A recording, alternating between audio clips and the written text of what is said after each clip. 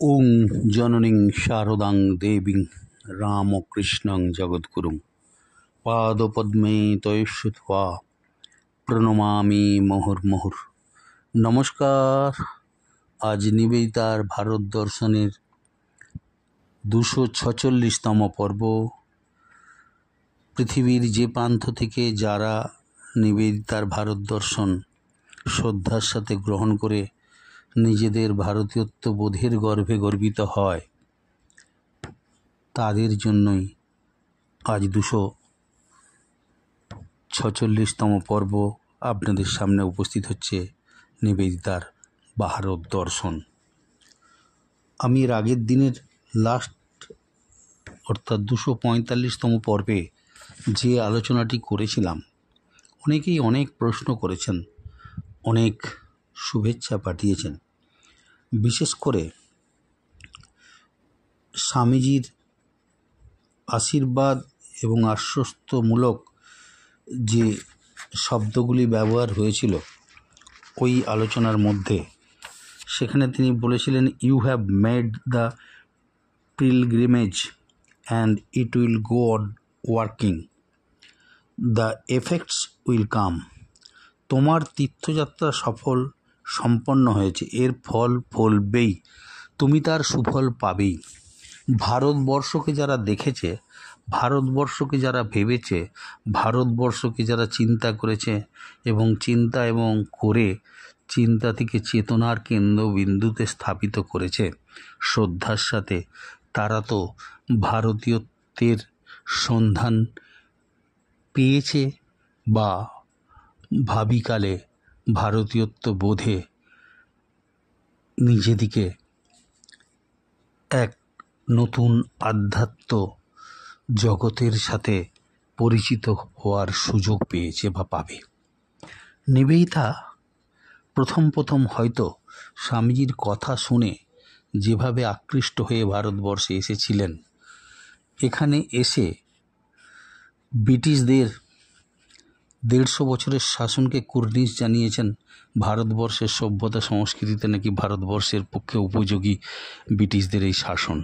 আবার স্বামীজির দ্বারা ভারত পরিক্রমায় ফলে ভারতবর্ষের তীর্থযাত্রায় তিনি যে ফলটি পেয়েছেন, স্বামীজি তাকে বুঝিয়ে দিয়েছেন, ব্রিটিশরা আসুক না আসুক, শকুন পাঠান মোগলরা থাকুক বা না থাকুক, ভারতবর্ষেই ছিল, আছে, থাকবেই। কারো ক্ষমতা নেই তা থেকে তাদেরকে বিচ্ছিন্ন করে। ভারতীয়ত্ব বোধের মধ্যে রয়েছে এক লোভময় আধ্যাত্মিকতা। ভারতবর্ষের মধ্যে যারা প্রবেশ করেছে, ভারতীয়ত্ব বোধের মধ্যে যারা সন্ধানী থেকেছেন, তারা তার সুফল পেয়েছেন। এবং বিদেশি পর্যটকরা, সেই আপনি যদি মেগাস্থানিস থেকে শুরু করে তারও আগে বা পরে আর্য সভ্যতা, সিন্ধু নদীর তীরে বসে থাকা ঋষিদের যে স্তোত্র, তার বৃথা হতে পারে না। তো ভারতবর্ষ শাশ্বত। আমি এর আগের দিনে বলেছিলাম কিনা জানি না, যেটি আমি আজকাল আলোচনার মধ্যে অনেক জায়গায় হয়তো আলোচনা করেছি। আসলে নিবেদিতা নামটা স্বামীজি যেভাবে চয়েস করেছিলেন, এর ভিতরে কী ছিল জানি না, তিনি ভেবে করেছেন কি না ভেবে করেছেন জানি না। এই যে নিবেদিতা, NIVEDITA, এই 8টা লেটার যে সমৃদ্ধ একটি মহিলার নামকে বর্ণিত করেছেন স্বামীজি, তার মধ্যেই রহস্যটা বোধহয় লুকিয়ে রয়ে গেছে। যারা এর ভেতরে প্রবেশ করেছে তারা সেই সুরটা খুঁজে পেয়েছেন। আসলে নিবেদিতার ওই 8টি লেটারের মধ্যে 5টি হচ্ছে পারমুটেশন কম্বিনেশনে ইন্ডিয়া শব্দটি ব্যবহৃত হচ্ছে, INDIA। এটি নিবেদিতা জেনে স্বামীজির কাছ থেকে নামটি পেয়েছেন কিনা জানি না, কিন্তু এই নিবেদিতার মধ্যে এই INDIA, ইন্ডিয়া, যেটি নিবেদিতার শ্রদ্ধার, স্বামীজির শ্রদ্ধার এবং সর্বোপরি স্বামীজি ইন্ডিয়া মিলেমিশে একাকার হয়ে গিয়েছিল, নিবেদিতা সেটি পরবর্তীকালে অনুভব করে সেটি অভিব্যক্ত করেছেন। কিন্তু এই ইন্ডিয়া শব্দের পরে যে তিনটি লেটার রয়ে গেল, that is T for truth, E for eternal, and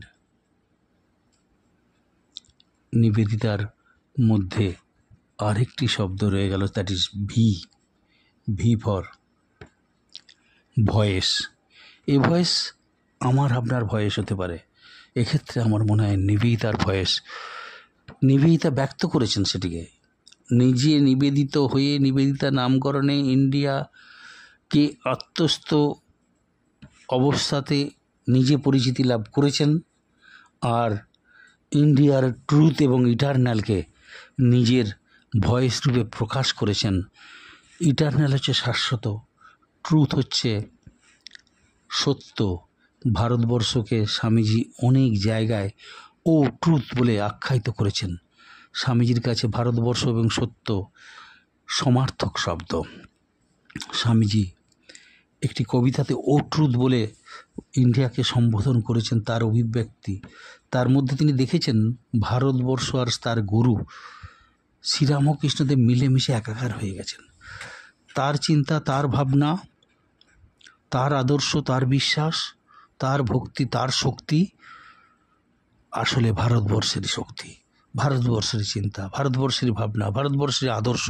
Sri Ramakrishna Dev আর ভারতবর্ষ সমার্থক শব্দ স্বামীজি বারবার বলেছেন। এটি বলতে গিয়ে নিজের অজান্তেই কখন নিজেই সেই ভারত সত্তায় পরিণত হয়ে গেছেন, যেটি তিনি তার গুরুর মধ্যে দেখেছেন এবং প্রাকৃতিক এই ভারতবর্ষের চাক্ষুষতার মধ্যে তিনি খুঁজে পেয়েছেন। এই নিবেদিতা তিনি তার তীর্থযাত্রাকে সম্পন্ন করার পরে স্বামীজির কাছ থেকে যে আশীর্বাদ পেলেন যে ভারতবর্ষ দেখা শুধু দেখা নয়, এটা উপলব্ধি করার মধ্যে এর ফল ভারত চিন্তার মধ্যেই প্রকাশিত হবে। একটি ব্যক্তি মানুষের মধ্যে তার আচরণে, তার ব্যবহারে, তার চিন্তায়, সর্বোপরি তার ভারতীয়ত্ববোধে। এই পর্বে 6 মাসের মধ্যে নিবেদিতা চতুর্থ ধাপে পৌঁছে গিয়েছিলেন। 1899 খ্রিস্টাব্দের 25শে মার্চ শনিবার স্বামীজি নিবেদিতাকে নৈষ্ঠিক ব্রহ্মচারীর ব্রত দান করেছিলেন, আমরা জানি। ঠিক 1 বছর পরে 1898 খ্রিস্টাব্দের 25শে মার্চ তাকে ব্রহ্মচর্য মন্ত্রে দীক্ষিত করেছিলেন, শিব পুজো করিয়ে বুদ্ধের সামনে হাজির করে দিয়ে। আর ঠিক তার 1 বছর পরে তাকে নৈষ্ঠিক ব্রহ্মচারীর ব্রত দান করলেন। ঠিক 1 বছর আগেই 25শে মার্চ অর্থাৎ 1898 খ্রিস্টাব্দে মার্গারেট নোবেলের দীক্ষা ও ভারতীয় নামকরণ হয়েছিল। সেদিন ছিল শুক্রবার। নিবেদিতা তার ব্রহ্মচর্য ধারণের কথা সারা বুলকে চিঠিতে লিখেছেন। তিনি লিখছেন, yesterday just year after my initiation I was made a নৈষ্ঠিক Brahmacharini. এই পর্বে নিবেদিতা ভারতের জাতীয় আদর্শ ত্যাগ ও সেবা জীবনের ব্রতরূপে গ্রহণ করেছিলেন। হিন্দু ব্রাহ্মণ ব্রহ্মচারিণীর জীবনচর্চা পালনের মাধ্যমে সত্যকে উপলব্ধির চেষ্টা করলেন মার্গারেট নোবেল তথা নবজন্মে দীক্ষিত ভারতবর্ষের ভারত কন্যা নিবেদিতা। পরবর্তী পর্ব নিবেদিতার ভাষায়, the greatest occasion of my life. স্বামীজির সঙ্গে দীর্ঘ 6 সপ্তাহের সমুদ্র যাত্রা। 20শে জুন থেকে 31শে জুলাই 1899 খ্রিস্টাব্দ স্বামীজির দ্বিতীয় পাশ্চাত্য যাত্রা। জাহাজে স্বামীজির পবিত্র সান্নিধ্য নিবেদিতা ধন্য হয়েছিলেন। কনডেন্সড ইন্ডিয়ার কাছ থেকে নিবেদিতা অমূল্য রত্ন রাজি লাভ করলেন। তার বিস্তৃত বিবরণ রয়েছে নিবেদিতার the master as I saw him গ্রন্থটির মধ্যে। আমরা দেখতে পাই ভারতের ধর্ম, সংস্কৃতি ও ঐতিহ্যকে আরও গভীরভাবে তিনি জানলেন। স্বামীজির মুখ থেকে সীতা, সাবিত্রী, দময়ন্তী, ধ্রুব, নচিকেতা প্রহ্লাদের জীবন কাহিনী শুনেছিলেন। নিবেদিতার নানা বিষয়ে নানা প্রশ্ন স্বামীজি পরম স্নেহে উৎসাহের সঙ্গে সেসব প্রশ্নের উত্তর তিনি দিয়েছেন। প্রসঙ্গত একটি ঘটনার কথা উল্লেখ করা যাক। স্বামীজি তার অন্যতম সফর সঙ্গী গুরু ভাই স্বামী তুরীয়ানন্দকে বলেছিলেন, হরিভাই, জাহাজে তুমি আমাকে ব্যায়ামের কথাটা, অর্থাৎ এক্সারসাইজ করা শরীরের পক্ষে উপযোগী, সেটা হয়তো নিজে প্রকৃতি, সমুদ্র, মানুষের সাথে কথা বলতে বলতে সেগুলি ভুলে যাব, সেগুলি আমার শরীরে ভীষণ প্রয়োজন, তুমি তো জানো। তাই আমাকে মাঝে মধ্যেই ওই ব্যায়ামের কথাটা মনে করিয়ে দিও। ব্যায়ামে শরীর সুস্থ থাকে বা ভালো থাকবে। এদিকে স্বামীজি তন্ময় হয়ে নানা প্রসঙ্গ ব্যাখ্যা করছেন নিবেদিতার কাছে। মোহিত হয়ে শুনছেন নিবেদিতা। 1.5 বছর ধরে যা দেখে ভারতবর্ষ থেকে ফিরছেন অভিজ্ঞতা নিয়ে, ভারতবর্ষের আধ্যাত্মিকতা, প্রাকৃতিকতা, ভারতবর্ষের আচার আচরণ, মানুষগুলির জীবনযাত্রা স্বাভাবিক, সরল এবং তাদের মধ্যে নিজের বিশ্বাসযোগ্যতাটাকে যেভাবে তিনি খুঁজে বেরিয়েছেন, পৌঁছে দেওয়ার চেষ্টা করেছেন, সেগুলোর যেন পরম উপলব্ধির এবং সেটার এখন যেন ফিরে দেখার সময়, অনুভব করার সময়। স্বামীজির মুখ থেকে ওই জাহাজের মধ্যে বসে নিবেদিতা গোগ্রাসে গিলছিলেন, যা যা দেখে এসেছেন, যা যা অনুভব করেছেন, সেগুলোই যেন তিনি আবার নতুন করে খুঁজে পাচ্ছেন স্বামীজির কথার মধ্যে। কি বস্তু, কি দেশ, কি সমাজ স্বামীজি তাকে উপহার দিয়েছেন। নিজে বলছেন একটি জায়গাতে, if he was not there at that time at London, my life will have been headless torso. যদি সেই সময় তিনি লন্ডনে আমার জীবনে না আসতেন, তাহলে তিনি আমার জীবনকে কখনোই এই রকম দেখতেন না, যেটি থাকতো একটি মুন্ডুবিহীন ধড়ে। এই ধড়টি মুন্ডুবিহীন একটি ধড়ে পরিণত হতো আমার এই জীবনটি, যদি লন্ডনে সেই সময় স্বামীজি আমার জীবনে না এসে পৌঁছাতেন। এটা নিবেদিতার নিজস্ব উপলব্ধি, সেটি আজ যেন মিলে যাচ্ছে এবং সত্যতা প্রমাণ পাচ্ছেন। 1898 খ্রিস্টাব্দ, তার আগে ভারতবর্ষকে কেবলমাত্র ছবির মধ্যে, রম্য রচনার মধ্যে খুঁজে পাওয়ার চেষ্টা করেছেন, দ্য লাইট অফ এশিয়ার মধ্যে খোঁজার চেষ্টা করেছেন। তাকে এখন মেলাবার পালা শেষ হয়েছে, যেন সেই উপলব্ধিটি নিয়ে ফিরে যাচ্ছেন, আবার নতুন শক্তিতে বলীয়ান হয়ে আসবেন তার সেবায়। এই হরিভাইকে যখন তিনি বলছেন যে স্বামীজি, যে ব্যায়াম করে শরীরটাকে সুস্থ রাখতে হবে, তাই মাঝে মধ্যে আমায় আমার আধ্যাত্মিকতার মধ্যে ডুবে যাওয়া, মানুষের সাথে মিশে যাওয়া, প্রকৃতির মধ্যে, সমুদ্রের মধ্যে নিজের আনন্দময় জীবনের ফাঁকে ফাঁকে মনে করিয়ে দিও ব্যায়াম করাটা সুস্থ থাকার পক্ষে ভীষণ প্রয়োজন। হরিভাই, জাহাজে তুমি আমাকে ব্যায়ামের কথাটা মনে করিয়ে দিও, ব্যায়াম শরীরের পক্ষে ভালো রাখবে।